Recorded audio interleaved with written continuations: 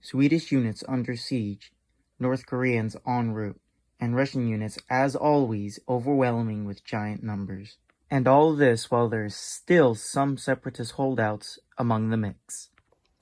Welcome to the battlefield.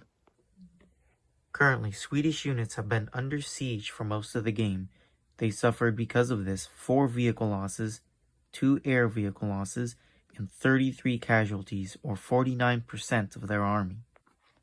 Although these losses are staggering for the Swedish army, all hope is not lost.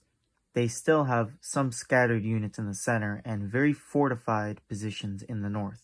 With these advantages in mind, it'll be unlikely that any foreign invader will have an easy time invading. Will Sweden survive this war of attrition?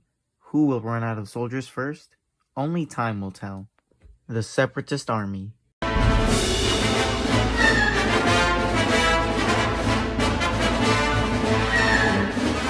The Separatist Army has been in grueling combat with every army and fought well and killed a lot.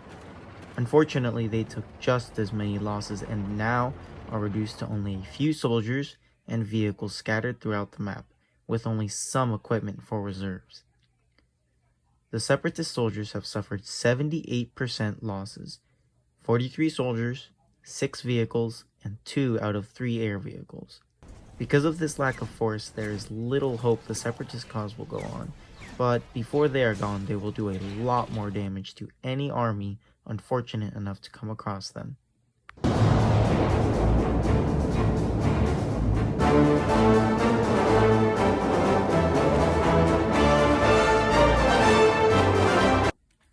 The Russians have only been scratched. Despite being on the front lines of battle for all 3 days of the war, they have only suffered 16 casualties, 1 vehicle loss, and 2 air losses, and they still have plenty more to spare. With a battlefield army of 45 Russians and Spetsnaz ready to die, and with even more soldiers in reserve, the Russian army is probably the biggest army involved right now, no surprise there, and have only suffered 20% casualties to their ground forces.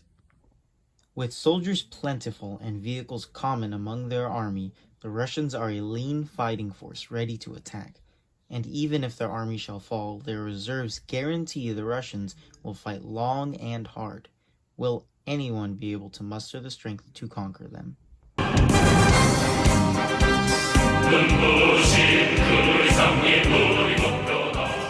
Finally, North Korea. The North Korean army has spent 2 days just traveling and not seeing any combat, but on the 3rd day they saw combat at the center attacking dug-in Swedish-held positions.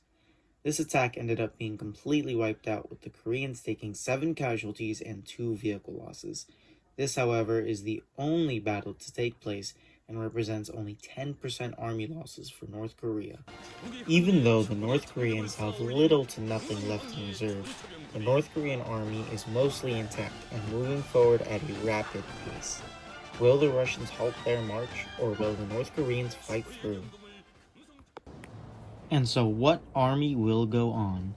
Will Sweden's fortifications hold, or will the Russians overwhelm with large numbers and force? Can the Separatists hold out, or will North Korean troops finish them? War is politics by other means.